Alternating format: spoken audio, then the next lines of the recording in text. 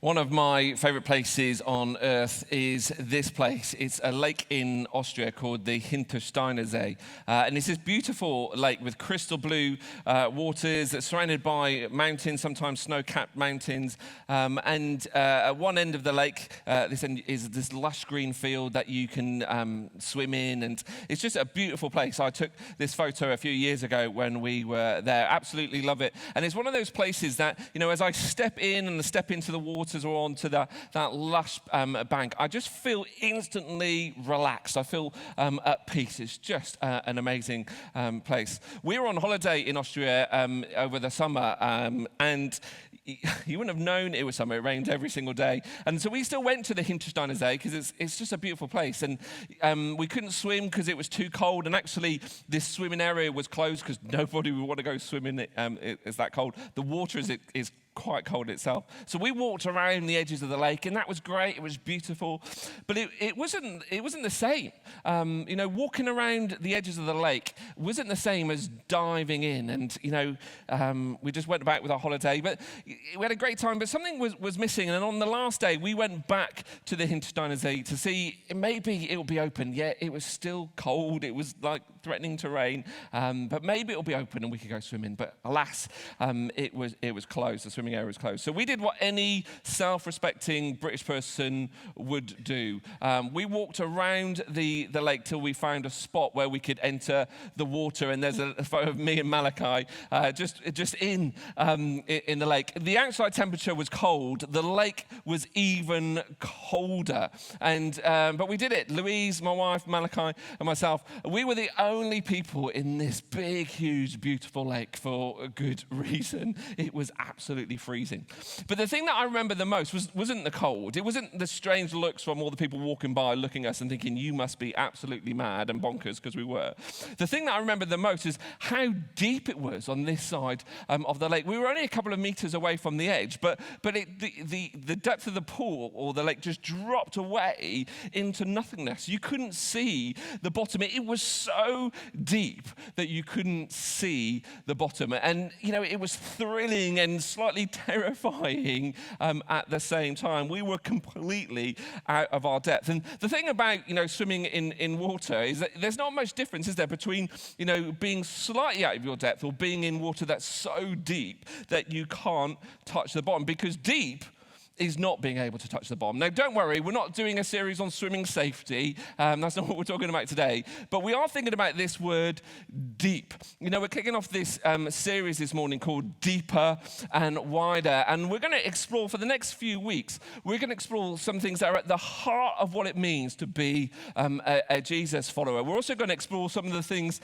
that are important to us as a church, and that comes part of, how do we discover a faith that is deep and wide? How do we enable our faith to go deeper and to go wider? And if this is your first Sunday with us, if you're just checking out FBC or you're checking out Faith, you've picked a great week to be here, because we're going to just pull back the curtains of what we do here and sort of look behind the scenes of some of the things that we do and some of the things that we don't do. But we're also going to think about that from a faith perspective. What's really important for us as followers of Jesus. So if you're somebody who's thinking about, well, I'm curious about faith, I'm not sure what I think or what I believe, this is a great Sunday to be here, because actually it will show you some of those things about, well, this is what it means to be a follower of Jesus. It might help you find or identify what those first steps are for you. If you're someone who's, building their faith, you're new on this journey, again, this hopefully will be a helpful series for you, because it'll help you identify, what's those core focus points for me as I set out on my journey of following Jesus, as I try to go deeper and go wider in my faith. And hopefully it will help you identify those next steps for you to take on your journey. And if you're someone who's been a follower of Jesus for many years, if you're a mature Christian, then again, I'm hoping that this series will be helpful for you, because it will remind you of some of those things that are core that we need to keep front and center if we want to continue to be faithful followers of Jesus. But as we do that, it might challenge or push back against against some of those things that we allow to creep in, some of those misconceptions that sometimes we have about what actually deep faith means and what wide faith is all about. And so for today, we're going to look at this whole deep faith perspective. And I want us to think about this question: how do we move out of the shallows of faith? And you might be sitting there thinking, well, Chris, I'm already out of the shallows of my faith. My faith is deep. That's great. As we talk about these things, hopefully this will serve as a reminder for you to help you stay in the deep waters of faith. But you might be someone who's saying, Chris, I don't even want to move into the shallows of faith, let alone into the deep waters of faith. I'm not sure that I believe in Jesus. I'm not sure where I'm at on this journey. And we're all at different places. We're all across this spectrum of our understanding, our awareness, our experience of who Jesus is. Wherever we're at on that spectrum, it's important that we understand what deep faith is and what deep faith isn't. You see, some of us think that deep faith means things like complex theology. It's like having deep information that you need a degree to interpret. Sometimes we think when somebody says something that we don't understand, we go, oh, that must be deep because I haven't got a clue what they're talking about. Sometimes we think deep is about knowing every single Bible verse or winning every single theological debate. Deep in this context is about religious information, and we think actually what I need to do is collect this knowledge and then I have a deep faith. But we collect knowledge like they're spiritual trophies. That's not necessarily what deep faith is all about. Those of us who are mature in our faith can often misunderstand what deep faith is all about. But also those of us who are exploring faith, who are curious about faith, can also misunderstand what we mean by deep faith. Sometimes we might think, well, to be deep or to have a deep faith means that I have to become a religious fanatic or a weird Christian. Maybe you think I have to pretend that I don't have any questions or I don't have any doubts. I just believe all this stuff and I go along with it blindly. Sometimes people think, to have a deep faith means that actually I can't be me anybody. I've got to be somebody that I'm not. You see, the shallow end mistake and the deep end fear both miss the point. Deep faith isn't found in what you know. Deep faith is found in who you know. And this is the thing, you can't truly know somebody without knowing things about them. And so we're not saying knowledge isn't important. Actually, if we want to know somebody, and our deep faith is found in knowing Jesus, we have to know about him. But the thing is, we need to know about who he is, his heart, his character, his mission, his love. Those things are essential. And actually immersing ourselves in places where we get to know who Jesus is better is crucial for a deep faith. But actually just doing theology for theology's sake, just gathering that knowledge and that trivia and actually not doing anything with that, well, that's not deep. That's just knowledge. So, if following Jesus was a lake, what sort of lake would it be? Well, of course it would be a deep one. It would be a wide one. But what does that mean? What does deep actually mean in reference to following Jesus? Well, deep when it comes to following Jesus is the same as deep when it comes to swimming in a lake. Deep is not being able to touch the bottom. See, the thing about my faith is I want my faith to be something that is so deep that I can't touch the bottom. I want my faith to be something that is so deep that I can't see the bottom. I want my faith to be something that is so deep that it's thrilling and terrifying at the same time. How about you? That's what we're going to talk about. That's what we're going to lean into this morning and throughout this series. And to kick that off, I want us to explore an encounter that Jesus had with some of his first followers. And in this encounter, we see what deep faith is all about, or we see the beginnings of deep faith. Luke records this for us. And it says this: one day, Jesus was standing by the lake of Gennesaret. Now, that's the Sea of Galilee. Often in the Bible, it has different names. Gennesaret was a town on the edges of the Sea of Galilee. Sometimes it's called the Sea of Tiberias. It's all the same body of water, the Sea of Galilee.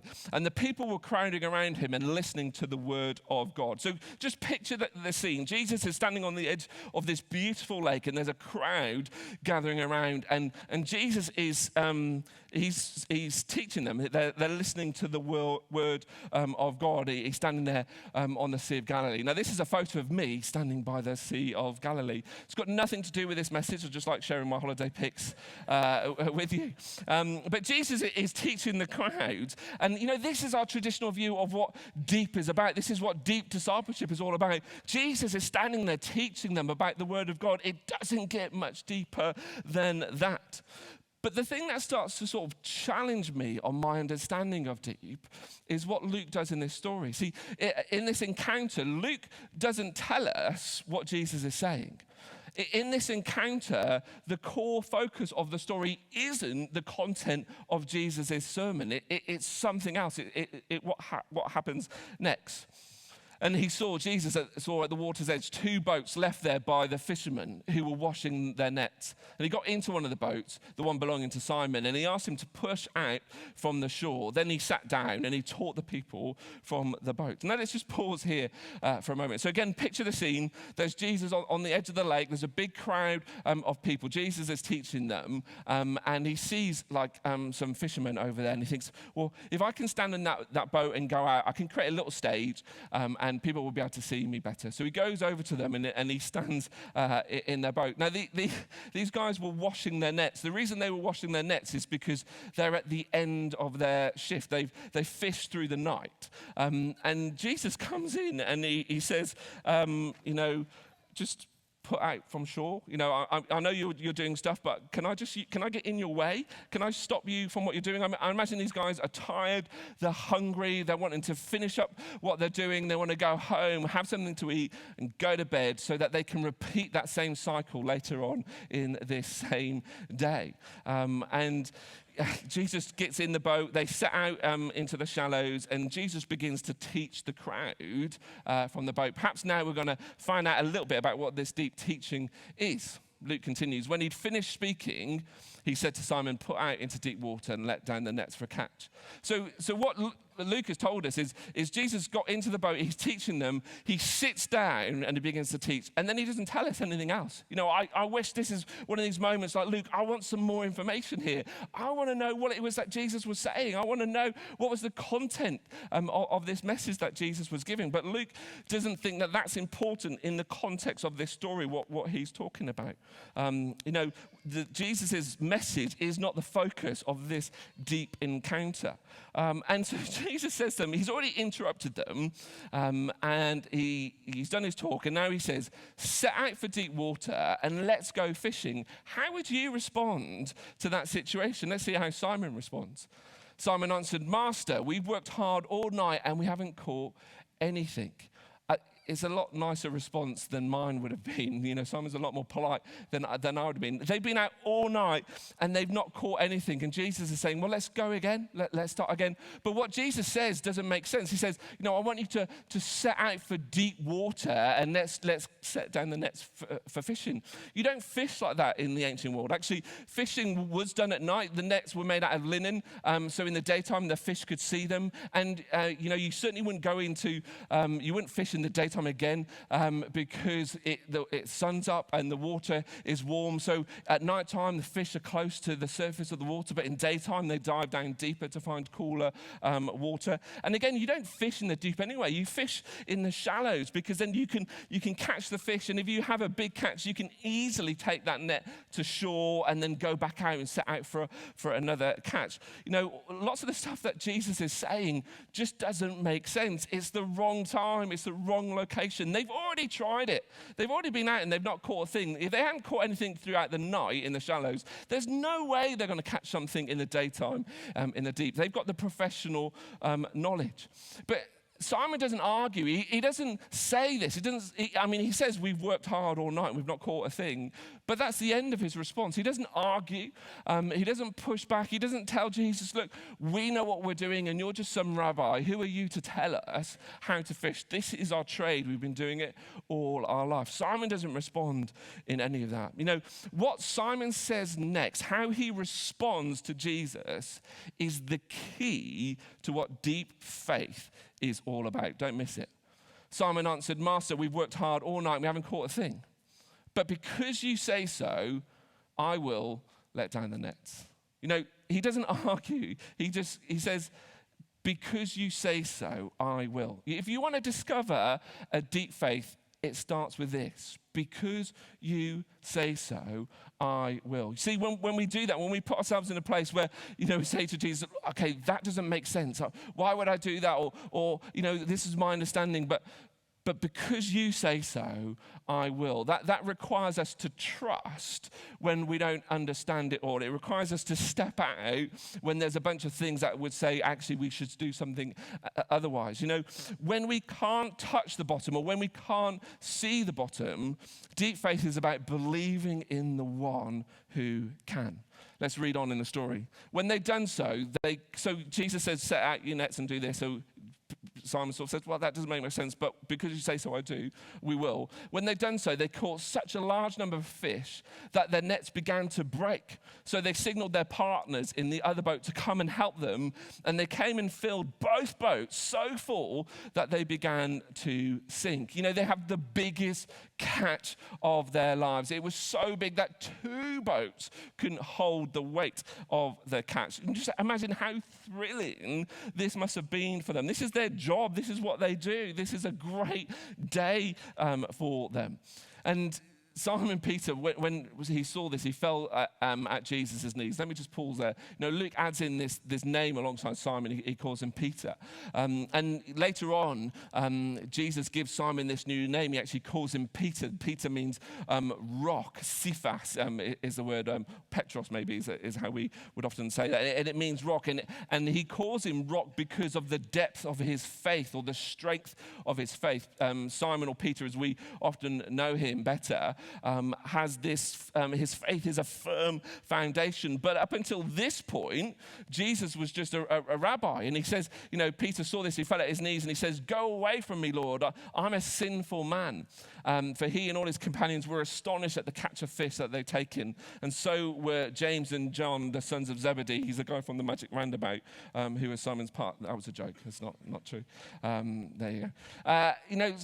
They realized, wow, there's something special about Jesus. And when confronted with the goodness of Jesus, Simon became aware of his own faults, and he became aware of his own inadequacy. See, up until this point, Jesus was just a rabbi. He was just a teacher, but there must have been something about him that caused Simon to say, okay, because you say so, I will. His deep faith has caused him to see who Jesus really is. And then Jesus said to Simon, don't be afraid. From now on, you will fish for people. So they pulled up the boats on shore and they left everything and followed him. This too doesn't make much sense. They've just had the biggest catch of their career and they leave it to go and follow Jesus. He extends another invitation. Follow me, he says. And they did. Simon and his friends James and John do that too.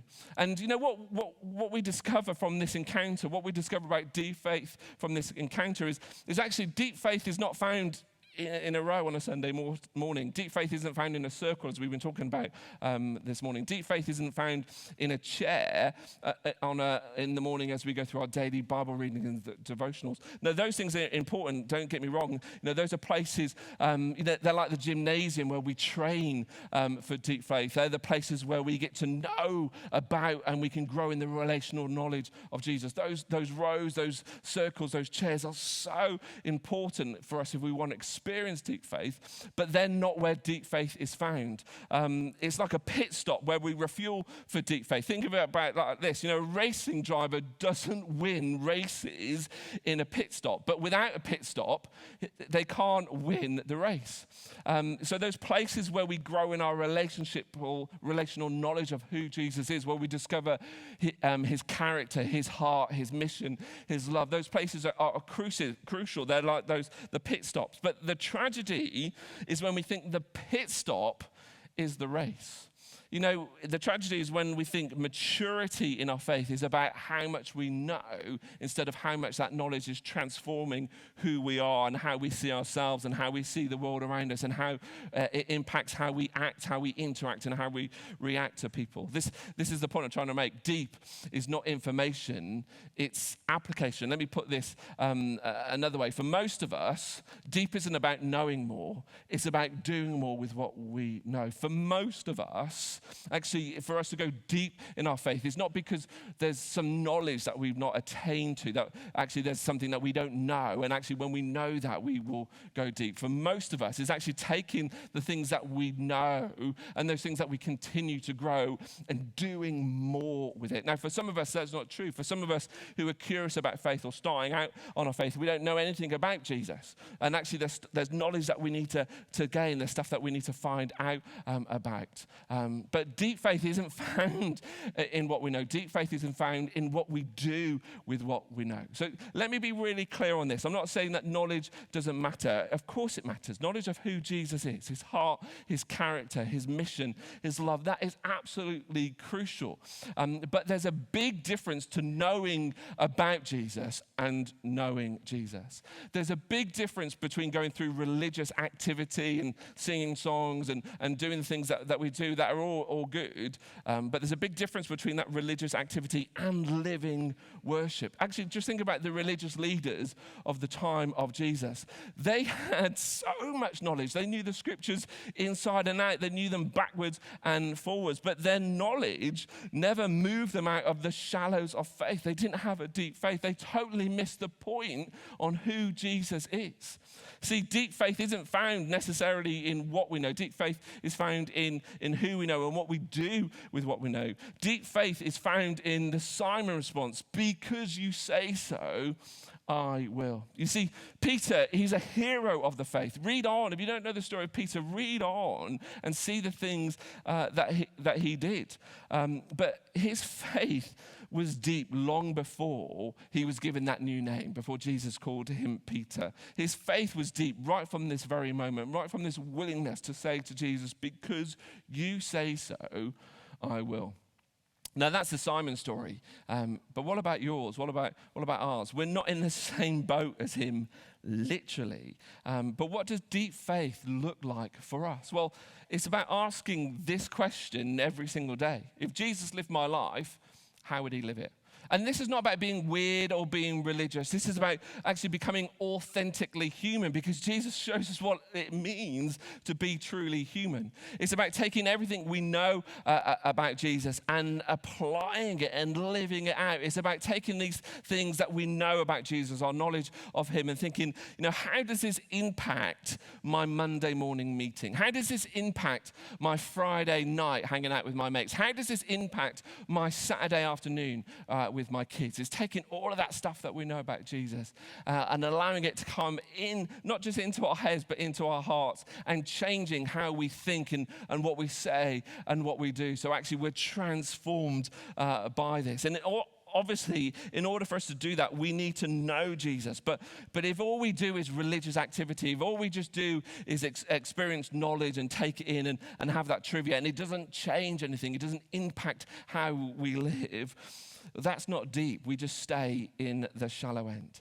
So deep is about being obedient when it doesn't make sense. Jesus invites us to follow him, and that means we follow. He's the one that's in control. And often we say, I'm a follower of Jesus, but how often are we asking Jesus to follow us? I'm going to go over here and I'm going to do this, and Jesus, would you come with me? Would you bless me in what it is that I'm doing? Sometimes we get it the wrong way around. Jesus invites us, will you follow me? That means I'm going to lead and you're going to follow. I think so often in our lives and in my faith, and I think about my faith, often I run ahead and say, Jesus, come with me into those situations. What we do, we do what he does. We're obedient to what he has said. And what that means is, while we actually need to focus in on what Jesus has said, we need to focus on the things that Jesus has already done and try and think, well, how do I live my life out in those situations? If Jesus was here, if he was in my shoes, what would he do? So deep faith is about getting our values in line with Jesus. And of course, to do that, we have to know what his values actually are. So, this might mean having that conversation that you've been avoiding, perhaps with your spouse or your kids, or that friend that you hurt. And it's because you know Jesus values truth and he values reconciliation. He values that over comfort and avoiding conflict. You know, it might be about starting to give when your budget perhaps might say you can't afford it, or, you know, but something is reminding you that Jesus, you know Jesus' heart and you know his focus on generosity and that willingness to trust him with your finances, to trust him with your promises and your priorities. It could be serving somewhere that stretches you and your faith because you know Jesus came not to be served, but to serve. And when we do that, when we serve somewhere that stretches our faith, it puts us in a place that causes us to trust in God because we can't touch the bottom. Perhaps it's forgiving someone who doesn't deserve it because you know Jesus' character and what he's done for you. And you know that Jesus has said forgiveness sets you free as well as them free. It might be speaking up against something that you see that's wrong. It might be speaking up against injustice. It might be speaking up about your faith when it feels risky. It might be, you know, sharing your story with a friend or a colleague because you know Jesus' heart for those who are far from him. See, the thing about deep is not being able to touch the bottom. Deep faith is trusting in Jesus when you are out of your depth, when you're beyond your limits, when you're out of your comfort zone, when you're not in complete control of the outcomes. Deep faith is a willingness to put yourself in deep water. See, at FBC, our purpose is we exist to help people find and follow Jesus. Everything we do here is designed to help people live out a deep faith beyond here. But we need deep faith as a church as well. Of course, as individuals, we have this deep faith. But for us as as a collective, we need deep faith. It takes deep faith to do what we do. Actually, we employ a bunch of staff. It takes faith for us to do that we'll have the money, that we're able to pay staff and ensure that they're supported and have the money that they need. It takes faith in every single program that we run. Faith that we'll have the team that will run it. Over 95% of people who make up Team FBC are volunteers. It takes faith that when we say we're going to do something new or step out in that there will be people that will enable that to happen. Every Sunday morning, I think we have a team of around about 40 people that enable Sunday mornings to function. But also it takes faith that people will show up, that they come to those events or those programs or those activities. Every single one of these small group leaders are taking faith as they say, yeah, I'm going to lead this small group, because the faith that people will join their group, that they will engage with their group, that they will turn up each week to that faith. It takes faith that God will show up, you know, that as we offer him what we have to offer him, that he will take that and he will do what only it is that he can do to impact people's lives. You know, deep faith is both a personal thing and it's also a collective thing. And as you're thinking about how do you go deeper in your personal faith, let me just encourage you to think about, well, how do you go deeper in your collective faith with us? Perhaps that might be about how you engage with giving. Maybe you're somebody who doesn't give regularly to FBC. Maybe that's a way that you could start to step out of your comfort zone and make a one-off donation, or start regularly giving, or or increase your giving. Maybe for you to go deeper in your faith in relation to FBC is about joining the team. Maybe you're the person that we're looking for in some of the recruitment roles that we've got at the moment. Or maybe as a volunteer, as part of Team FBC, to be part of the things that happen. You know, when we do that, we step out of our comfort zone and we put ourselves in a place where we trust God because we can't do it in ourselves. You know, deep faith is found on a Monday morning as you go to work or as you go to school, as you live out a life that's obedient to who Jesus is, as you step out of your comfort zone to help someone see or experience Jesus for themselves. Deep faith is found in that first step to say yes to Jesus. I believe in you, even though I have a bunch of questions. Help me follow you. Deep faith is found in the courage to publicly declare your faith in Jesus, to take that plunge, to get baptized and let everyone else know that you're a follower of Jesus. Deep faith is found in loving your difficult neighbor, in staying faithful when marriage gets hard. Deep faith is found in saying no to that shortcut that everyone expects you to take, in choosing integrity when no one else is watching, in apologizing when you've made a mistake and your pride wants you to defend or to blame someone else. See, deep faith is found in showing up for people and doing something for them when they can't return the favor. We're going to get the band back on stage as we wrap up this time. You know, deep faith isn't about having all the answers. It's not about acting when everything is lined up and it's neat and tidy. Deep faith, often requires us to do things when other people would say, it's the wrong time or it's the wrong place, or a bunch of other logical reasons that would suggest we do something else. Deep faith isn't about doing things recklessly. It's about faithfully and obediently following Jesus and saying to him, because you say so, I will. So what is Jesus saying to you? What has he already said to you? And will you take the next step into the deep water and say to him, because you say so, I will? If you want to experience a faith that's deep, if you want to experience a faith that's wide, it starts with this. Because you say so, Jesus, I will. Even though there's a bunch of questions and a bunch of things running through my mind that's suggesting I do something else, because you say so, because you have said so, I will. Don't tell me what you believe. Show me what you believe. Don't tell me what you know. Show me who you know. Let me invite you to stand to your feet as we sing a song and just have space to process that. Father God, I thank you for this amazing invitation that you extend to each and every one of us to follow you. That you look each of us in the eye and you extend that hand of invitation, follow me. Lord, I pray that you'd give us the courage to say yes, to step out in faith and obedience, to trust you and to follow you, to be obedient to what you have said and to follow your example, to follow your leading, to have courage to act, perhaps when it doesn't make sense. I pray that you'd give us that depth of trust and faith that helps us to willingly step out of the shallows and into deep water. Bless us, Lord. Amen.